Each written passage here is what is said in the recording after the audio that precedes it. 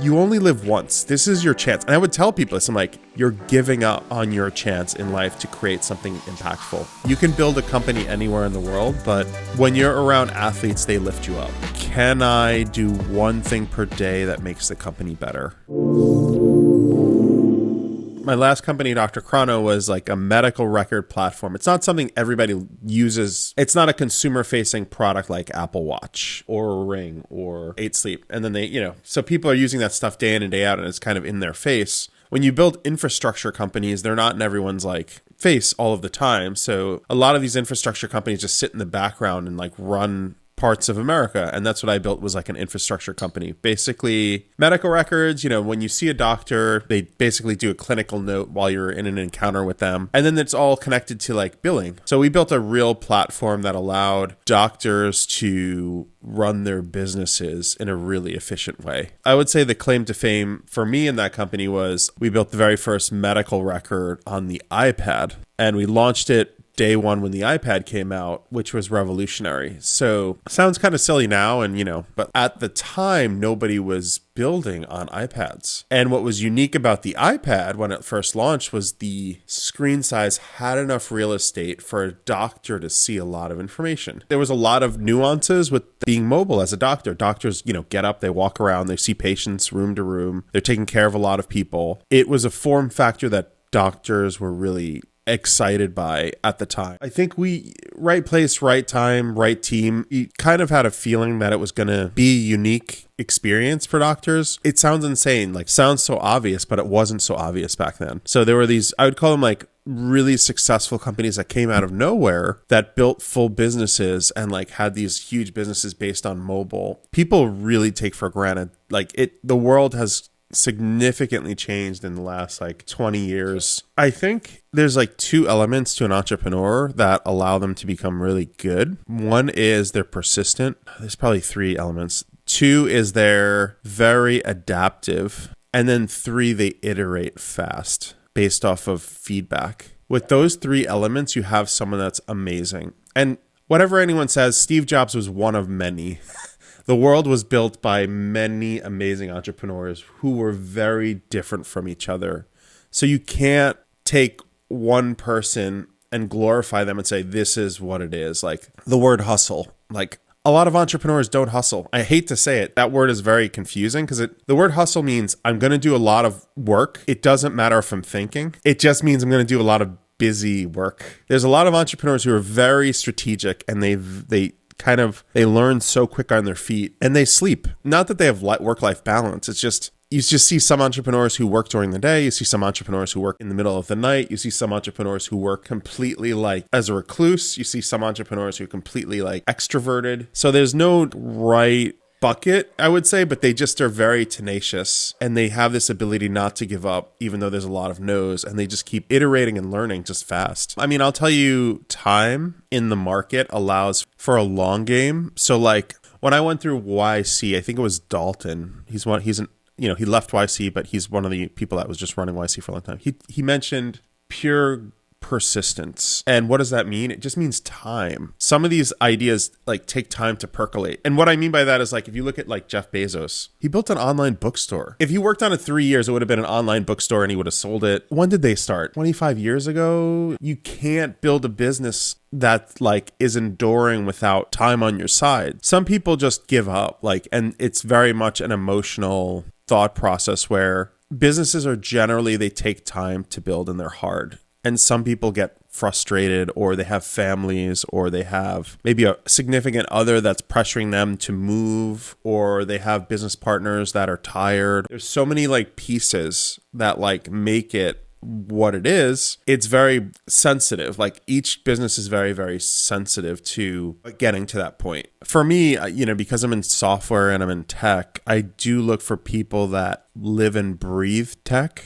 If you see something that's abnormally good about a person, I met one founder, at an event, I could just tell was a natural salesperson, and he sold a company, and he started a new one. And I got a vibe he is going to execute. And he's running his business, his second business today, and I think they're executing. Now, I met another founder, I don't know, 10 years ago. This is a true story. Founder wanted me to invest in his business, and I was hesitant because I was not investing as much then, and I was kind of unsure of the business and the business model. He still sends me investor reports today, and every day I'm like, he is like not giving up. The revenue just goes up every month. Some founders who just like push things into reality and it just comes into reality. And I'm like, man, he had it. He had whatever it was and I missed it. I mean, you're going to get a lot of negatives in life, which are, you start your business, nobody wants to invest. So you ignore that. I think some people take different paths. And like when you don't get an investor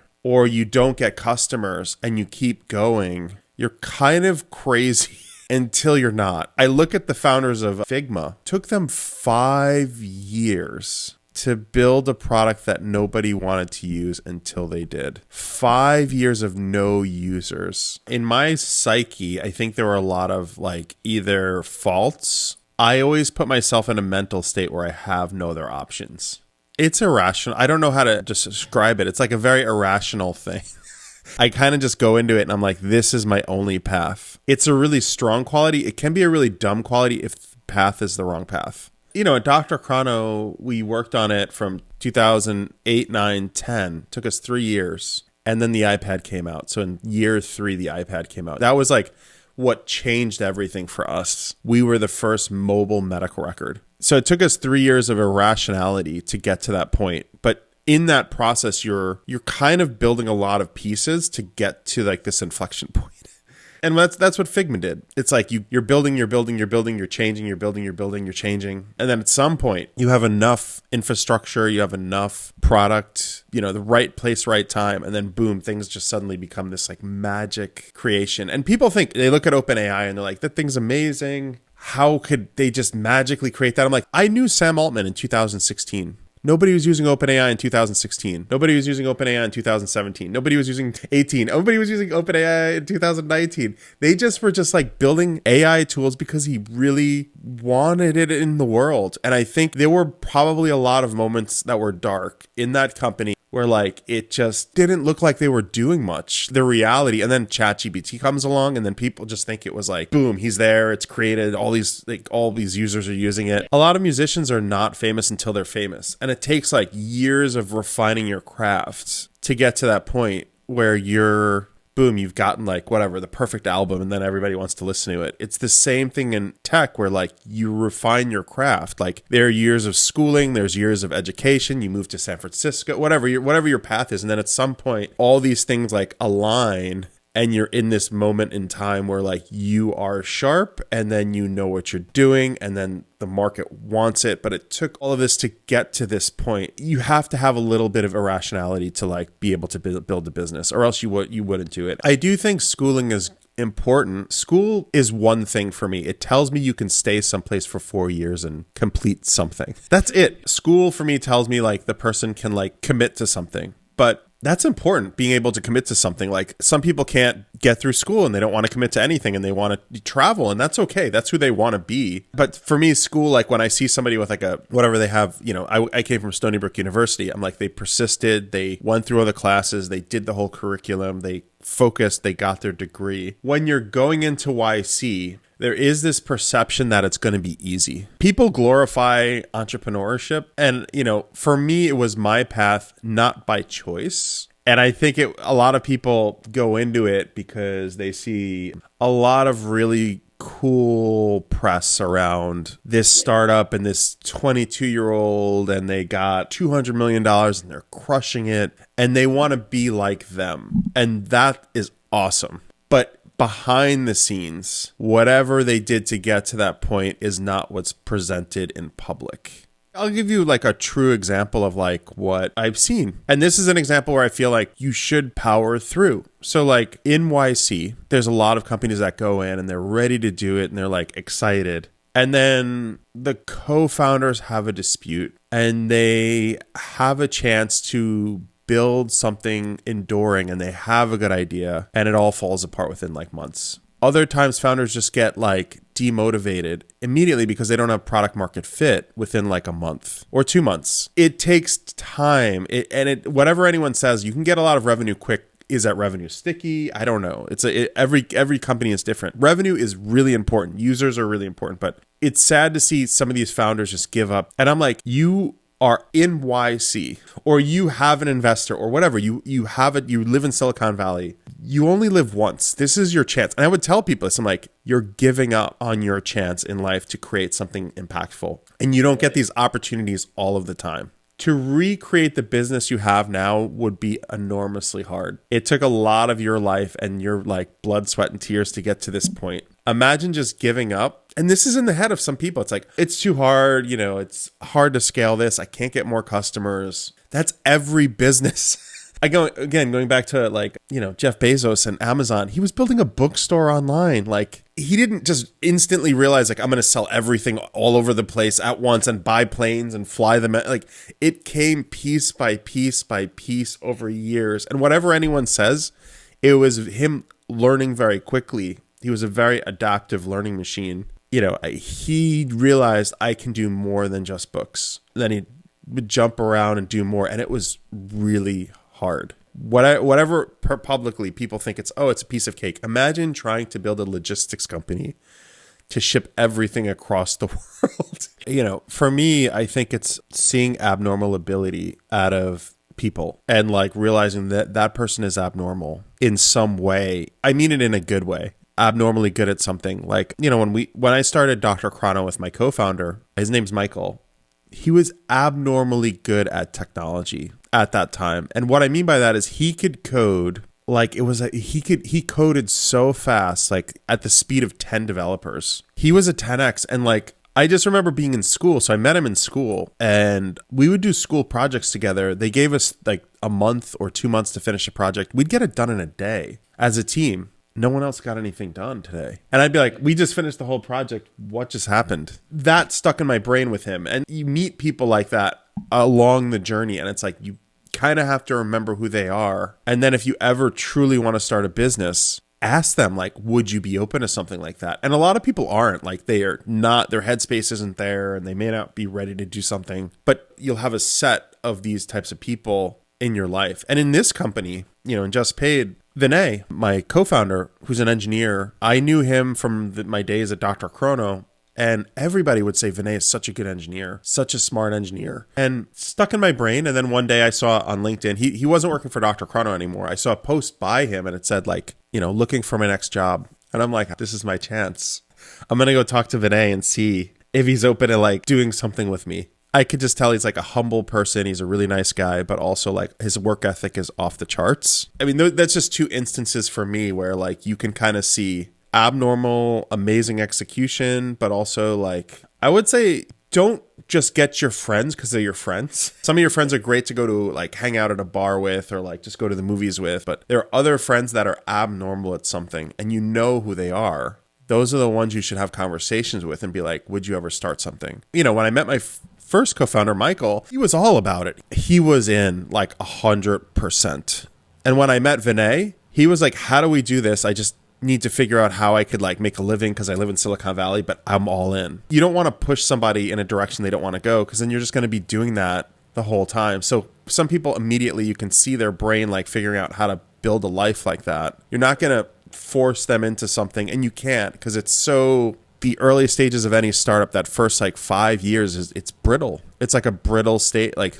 So you want founders who are going to be like just dialed in, and maybe someone has a chip on their shoulder. Like there's so many reasons to start a company, right? Like maybe someone was fired from a company and was like, I'm going to do this myself. Or maybe somebody like wants to prove it to their dad. Someone just wants to become rich and they have that determined mindset and they want to do it. Others, it might be spiritual. They may have like something about them where they want to like prove to the world that this is good and I want to do something good in the world. So I graduated college, interviewed at 20, 30 places, realized how freaking hard it was, got all no's right out of school.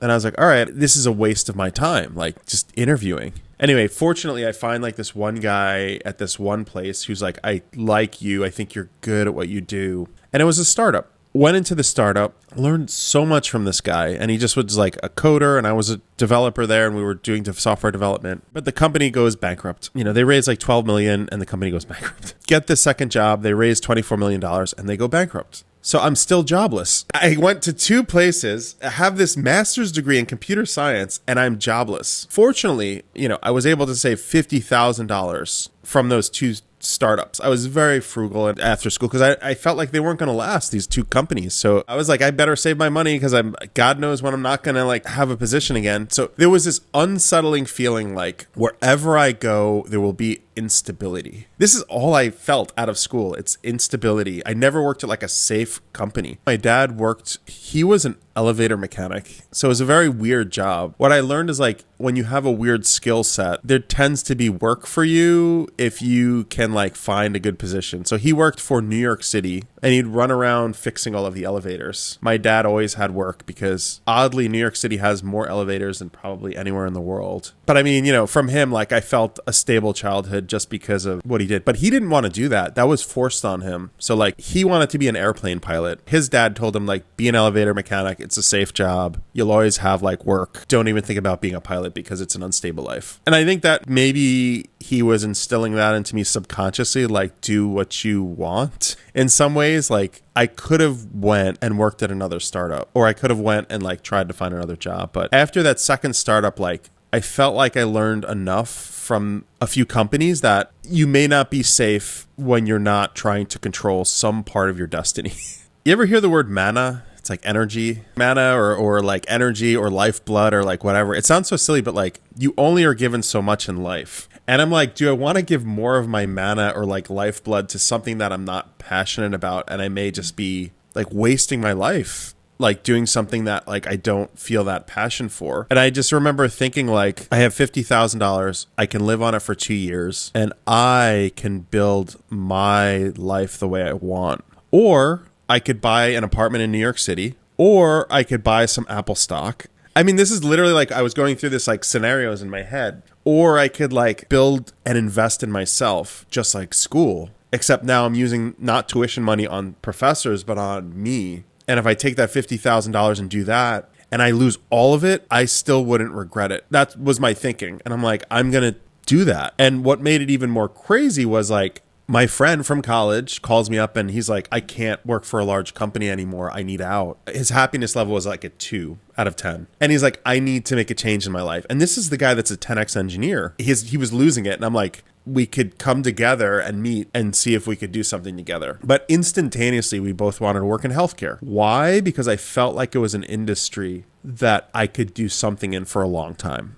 So we started the company in 2008. And they were letting people go because of the housing crisis and like mortgage defaults. And the world honestly was falling apart. We aligned in some ways, but he had his own psyche. But we aligned in that we both wanted to build a business and we weren't going to give up easy. We came together in that mindset. And that really created a really good dynamic, which you could build anything into existence if you work on something long enough, like with that mindset. We didn't raise money. We didn't raise money for the first like 2008, 2009, 2010, we had no money. You'd be surprised, like as a person, anyone can live on 50 grand for 3 years. If you really are strategic, like I was not doing anything crazy. I was being very, very, very careful. Like it was very, very like frugal lifestyle. And I would use my bike to work. We did rent 2 desks. That was our biggest burn rate. And we found some really unique places to work where I felt more motivated. Like we went in this one office and there were 10 desks and there was just us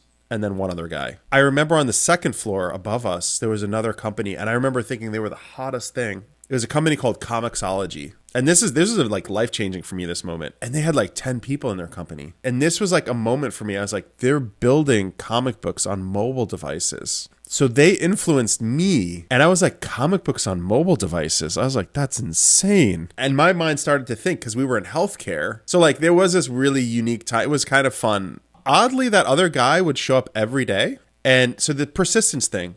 One, Comicsology got sold to Amazon and became their comic book Kindle app. Two, the guy who came every day became a shark. He was Shark Tank Colombia, the guy who is on the show, and they both became successful. It was crazy. I mean, for the first few years, it was, I would say rapid iteration and refinement from the existing users. We were building a web-based product, cloud-based, web-based. Oddly, in the medical community before then, you'd get a DVD or a CD because it was like just the way they did it, and then they would just like load it into like a machine in their local office, kind of like they used to run mail servers in your local office. You used to run your like medical records, you'd either have paper everywhere or you'd have a CD. And we're like, let's first make it all in the cloud, so you have to log into a web browser. So like, again, you get to this point, like it took us 2-3 years to get cloud-based infrastructure, building product, iterating. Then I hear out of nowhere that this like iPad thing is coming out from Steve Jobs. He announces it, right?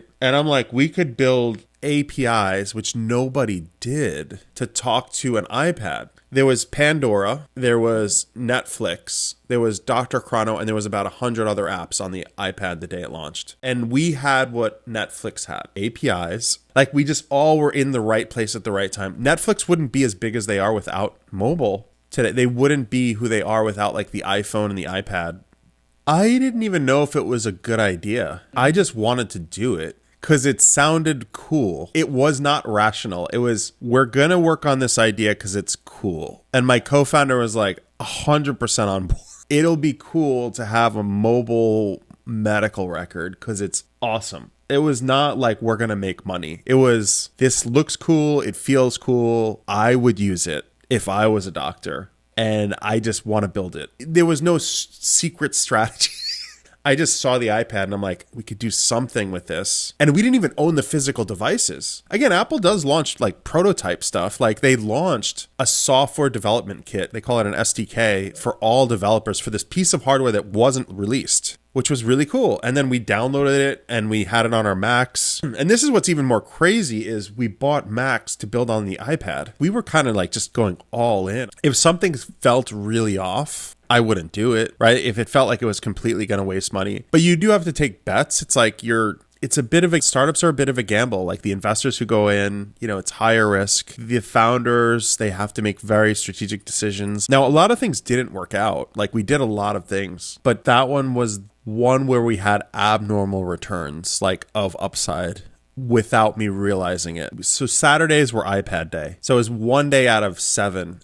So the risk was like low. It wasn't as high as you thought. So like it was iPad day for Saturdays. That was it. And we would work on it and design it and make it and make sure it worked and functioned. And so there was a force of nature in mobile that happened in 2008 to like 2000. I don't know. It's still there, but it's not as much. So you get these younger entrepreneurs like Travis from Uber. He just like, he made the connection and he was part of the cohort. And I saw it. It was like Plan Grid. They built blueprints on the iPad. And there was Travis who did Uber. And then there was us who did medical. And then there was Pandora who had music. And then there was Netflix. Like I saw the group. And it was just like everybody was like getting like all these users because everybody was like, I need a phone. When you have product market fit, you're not fighting for users. They're fighting to use you. There's a flip and you go, oh, this is relevant. We are relevant. This is innovative. We are innovative. Like, because people are coming to us. There's this like moment in companies. It's not a magic bullet. You are running the business like full time, right? Like you don't just check out. Well, first of all, we had no investors. So all this without YC. My co-founder loved reading Paul Graham, the founder of Y Combinator's articles. So there were these like articles that he would put out. And, back then there was no YouTube. Like people just didn't really use YouTube as much. And Paul Graham would put these like essays. And I remember my co-founder being like, man, I would love to do YC. And I'm like, all right, he wants to do YC. Me being like a tenacious founder, I'm like, let me email the founder of YC. So I email Paul Graham and he responds. He's like, because they weren't big back then. It was 2010. Anyway, I email him and he responds and he's like, I won't be coming to New York City because you're in New York. So sorry, not going to happen. And that was the email. It was nice. It was polite. And I'm like, let me email him again. And I email him again. I'm like, is there anyone at any time who will be in New York City that I can talk to from YC? He emails me and he says, yes, Alexis Ohamian, the founder of Reddit. He lives in New York. And I start looking up like, okay, this guy's a YC partner. So I email Alexis and he's like, he says, he's busy. But this is what got him. I said, we work out of an accelerator. Anyway, I'm like, we work out of an accelerator and we'd love to hear you talk. Next email back to me was, okay, this is the date I can come. Does this work for you? And I'm like, perfect. And I tell my co-founder, I'm like, we got Alexis Ohamian. And Alexis comes, to our office, and there's the 3 founders are there, and then the owner comes, and a few other founders come in for the talk, because I told everyone like that did rent desks there. And we had about I'd say 7 people. Well, and then Alexis comes in, and then he gives a talk. And it was awesome. He gave a really, really awesome talk about just startups in general and what it is to do a startup. And I remember afterwards, I'm like, could we talk to you about what we're working on and just show you the business, and maybe there's some interest from you and the Y Combinator partners. And then, he comes over to our desks, and he's just, I'll never forget his eyes just glazing as he sees a real product, real users, revenue. And he's just quiet. And he's like, all right, I'm going to tell Paul Graham and we'll have you fly out. And we're going to he saw what was happening, the energy and the magic. It's like using ChatGPT the first time. It's like, what is this? It's a weird feeling, and that there's something there. So he saw it. We fly to California, and they were having startup school. So we were able to go to startup school. And this is where I realized it was different than a normal investor. And startup school, they basically somehow the Y Combinator team was able to get a massive hall at Stanford University. And they had, 10 founders talk. And they had this room full of, it must have been 1,000 founders. And I just remember looking around being there's a lot of people like me, and they're all here. The energy of the room, and they're all in this room trying to build stuff. And it just felt electric. You can build a company anywhere in the world, but when you're around athletes, they lift you up. And it's if you're forced to go to the gym every day, you will somehow get slightly more healthy. If they can do it, you can do it. A lot of people feel that because they're just all normal people. That's why you feel you can build your company, right? You're if they can do it, I can do it. And I'm going to help support them. And you guys are a support system for startups. And it's this mindset in Silicon Valley that happens a lot. And then the investors happen to be here. So there's a lot of funding that happens. And then there's really smart schools like Stanford and Berkeley. So suddenly there's this and then the government was funding a lot of things in this area. So there's a weird mixing pot that allows for what's happening here. It's not you can just recreate it anywhere. People try. As a founder, you're either learning or you're not. And for me, I was always trying to grow as a person and learn to scale a company. So leadership is a lot of it is either in you or you can learn it. For me, I would run my company during the day, and then at night I would learn. I would figure out what resource out there can I utilize to learn about being a better leader. So I didn't just sit around. I would literally study leadership, anything I could get my hands on. And back then there was not a lot of good videos like there are today. The world is different. There's so much good content. But back then I would just read something, listen to a podcast on something, read a book, whatever could make me a better person to run the company. So I would do that literally nightly. I would take at least 30 minutes. So there's a really good book about Toyota out there where they talk about kaizen. And, Toyota had this idea that if there was something wrong on the line, they would stop the line, analyze what's wrong, and they'd fix it immediately before they would continue building all of the cars one after another. So that kaizen was an arduous refinement process. And for me, a mental model that I had kind of put out there was, can I do one thing per day that makes the company better? And I need to work on that. That was my form of kaizen. And then I would have for me, I put a whiteboard up. I put, I think, 40 whiteboards up all around our office. Every room had at least 3 or 4 whiteboards. So there was this one whiteboard I would just draw people's names, and I'd say, what are the 3 things you're going to do this week? And that was my form of kaizen. So everybody had to write down their 3 things. And then next Monday, I would say, did you do it? If people couldn't hit that goal, I would try to set them up where, they would make it achievable for themselves. Can this be done in this week? You don't want something that's you could do something that's not achievable, but some people would just say call this person. That was one of their goals. So they would have really simple things call this person, write this email, do this for the product. So they were very achievable. So people generally, I would say 90% they could get it done. And then there were weeks where people didn't do it. And I'm like, are you focused on the right thing? And, they would talk through really quick. And I'd erase the whiteboard and then reset it.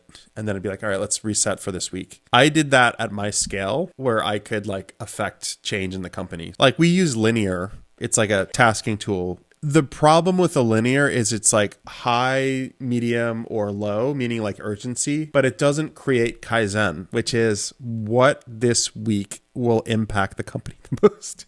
So like I create a board still for the team where we basically like have to review and just see like, are you hitting this goal or you're not hitting this goal? Like, are you achieving these 3 things that you get done? And it's not complex. So the simpler you make this process, like the better it is. I mean, there's also like revenue goals that we want to hit. There's other goals in there, but like all of it has to like funnel towards like that goal, if that makes sense. You've heard this all before, but build community of like other founders around you that like you can rely on. I think that's so important because when you hit a wall or an issue comes up, and again, you have if you have investors, you can rely on them the same way. But when you have like a good community of founders, you can sometimes just ask them like, I'm going through this issue. I don't know how to fix it. What did you do? And that's one hack. I mean, another hack for me is like I have a walking desk next to me. I have an elliptical right over here, but not everybody can do that.